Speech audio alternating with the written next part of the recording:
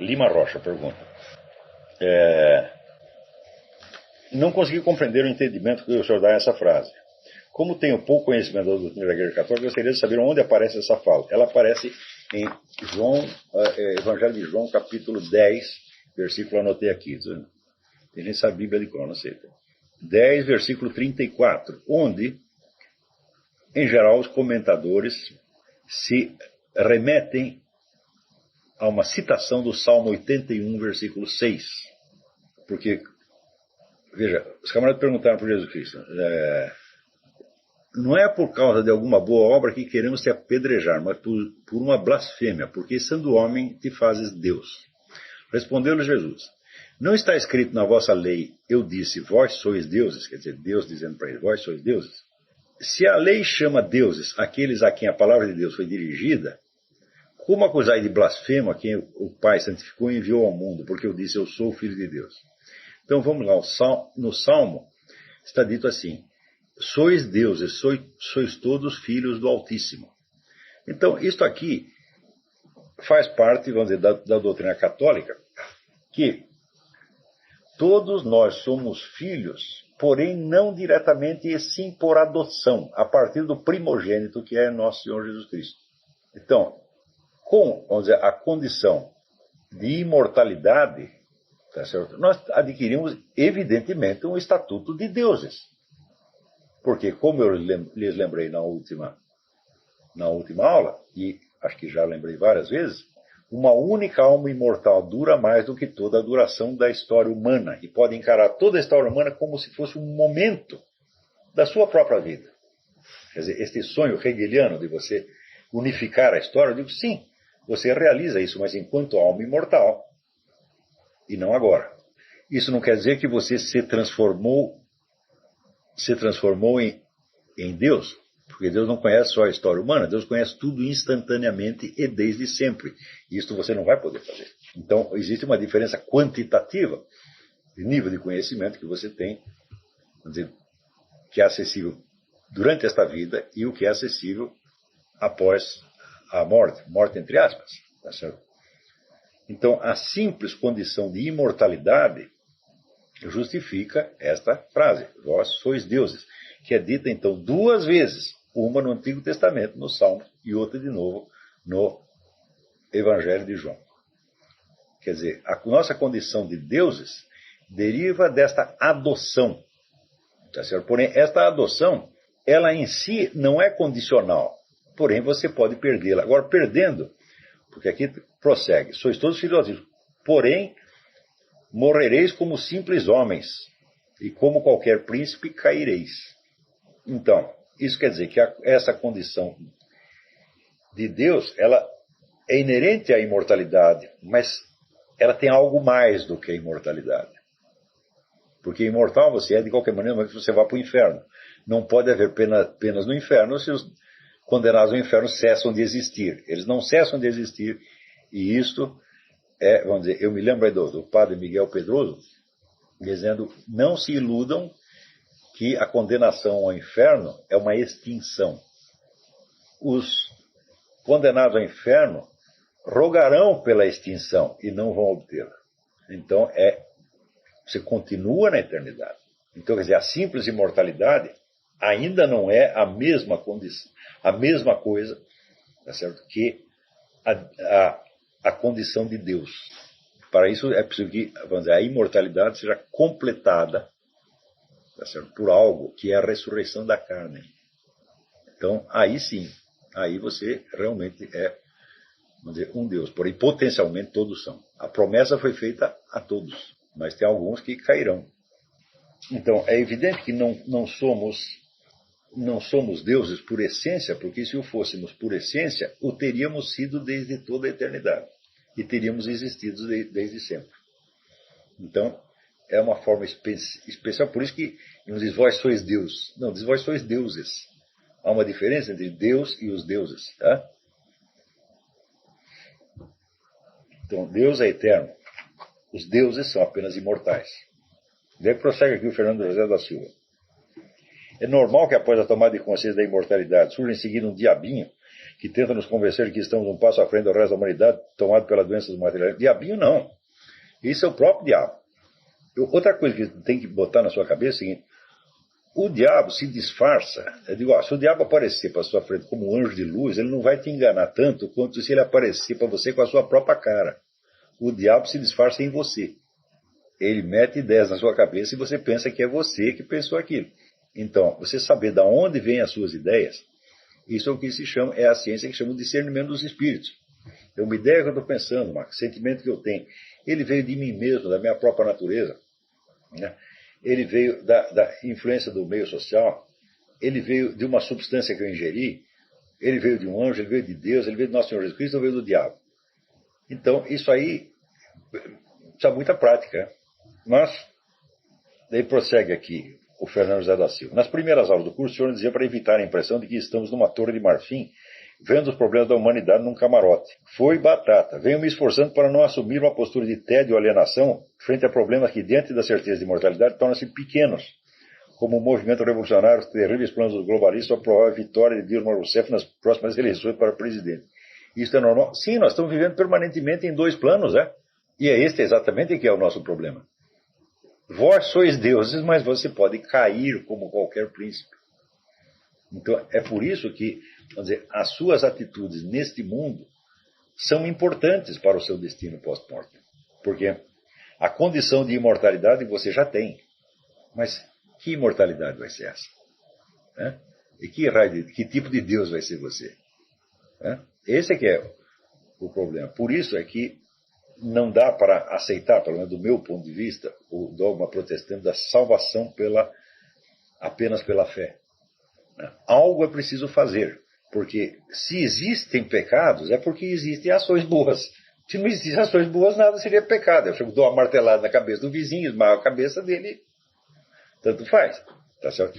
Mas existem ações boas também. Embora eu acho também, vamos dizer, que a consciência moral hoje em dia ela está muito confusa, porque ela já perdeu o senso das proporções. Eu vejo isso, sobretudo, quando eu converso com meus amigos protestantes, eu vejo, por exemplo, que eles têm uma angústia terrível com relação aos chamados pecados da carne, uma coisa terrível. E daí eu lembro o seguinte: meu filho, quando escreveram o Evangelho, estavam escrevendo isso no Império Romano. No Império Romano, era assim, as pessoas comiam menininhos, era considerado uma coisa normal. Um proprietário, né, transar com todas as suas escravas e mais os escravos, etc. Ou seja, o sujeito ser um verdadeiro Mao Tse Tung, que comia tudo que via pela frente, esse era a regra estabelecida. Né? Passados 2000 anos de educação cristã, nós já não somos mais assim. Então você não vai dizer que o pecado da carne ao qual nós estamos sujeitos hoje é o mesmo daquela época. Não, o negócio amaciou muito, você está entendendo? Então, às vezes você está criando, vamos dizer, uma obsessão que só vai te atormentar. Né? Ontem eu estava lendo um negócio do Padre Pio, que ele diz: quando você confessar os seus pecados, né, você confessa comum, então esqueça os pecados, apague. Então você não tem o direito de ficar carregando a carga de culpa e de pecado depois que já confessou. Agora esse pessoal eles não têm confissão. Então, não tem confissão, não tem comunhão, então como é que vai se livrar disso? Não vai livrar nunca. Então o sujeito vai ficar eternamente, né, batendo no peito. Não, meu filho, bater no peito na missa. Então, os pecados já foram resgatados pelo sangue de nosso Senhor Jesus Cristo, não pelo nosso sangue. Você não precisa se matar de novo. Entendeu? Então, o tormento moral, esse tormento vem do diabo. Né? Então, também, você vê, nós estamos na era onde se geraram pecados que eram inimagináveis antigamente. Né? E não são pecados da carne. Em matéria de pecado da carne, não inovaram nada. Né? Mas inventaram o genocídio. E virou a prática normal. Né? Inventaram, vamos dizer, sociedades inteiras baseadas na mentira. Então, como é que você pode? Aí você está preocupado com os pecadinhos da carne, quer dizer, o garoto que se trancou no banheiro lá para tocar uma. Ele vai para o inferno junto com o Joseph Stalin? Não é possível, meu filho. Agora, o tempo que vocês ficam perdendo com isso, às vezes vocês são cúmplices da maldade que está estabelecida. Por quê? Você vê os seus pecados da carne, se expostos em público, você teria vergonha deles. Mas o genocídio é exposto em público e ninguém fica com vergonha. Vê se algum comunista está com vergonha de eles terem matado 100 milhões de pessoas. Não tem vergonha nenhuma. Agora, se você pega ele e fala, você comeu a mulher do fulaninho. Pronto, ele vai... Você está entendendo? Ou então, você é viado, eu vi lá você dando para o outro. Pronto. Então, isso aí está havendo uma distorção monstruosa da consciência moral por causa disso. Veja, a certeza da imortalidade não torna pequeno nenhum problema humano. Mas acontece que os problemas, vamos dizer, entre a imortalidade e a mortalidade, claro, não existe medida comum. Mas entre os vários problemas humanos existe uma hierarquia. E esta é a diferença. Para a percepção dessa hierarquia, nós precisamos de várias funções cerebrais que falham. E eu tenho certeza que o lugar preferencial de ação do demônio é o cérebro. Não a consciência propriamente dita. É através, vamos dizer, dos vários sinais, né, linguísticos que o cérebro manipula, que você é enganado. Se você se deixa arrastar, vamos dizer, pela sua mecânica cerebral, você entra num consequencialismo abstrato, como esses camaradas Wittgenstein e outros, você termina num negócio monstruoso. Então, tem momentos onde todo o seu cérebro está mobilizado, tá certo? Ou para te convencer de que você é apenas um bichinho que não tem sequer uma substância, não tem sequer alma, não tem consciência nem nada, né? E ao mesmo tempo coloca esse bichinho no topo da evolução humana e quer que você olhe toda a história anterior como sendo apenas um cortejo de cretinices e barbáries, tá certo? E o único cara civilizado é você. Claro que isso aí são tudo funções cerebrais. E é por isso mesmo que você tem que recuar dessas funções cerebrais, recuar dessa agitação cerebral, né, para a consciência profunda, e daí você diz, opa, estou enganado, estou dando... Aí sim eu estou dando importância a coisa que não tem. Mas a minha conduta neste mundo é importante para quê? Para que eu não me converta num escravo do meu cérebro. Né? Escravo do pensamento, escravo da memória, escravo dos sentimentos, etc, etc. Então você tem que lembrar a realidade fundamental de quem você é mesmo. Você é uma alma imortal, você é um filho de Deus, você é um Deus.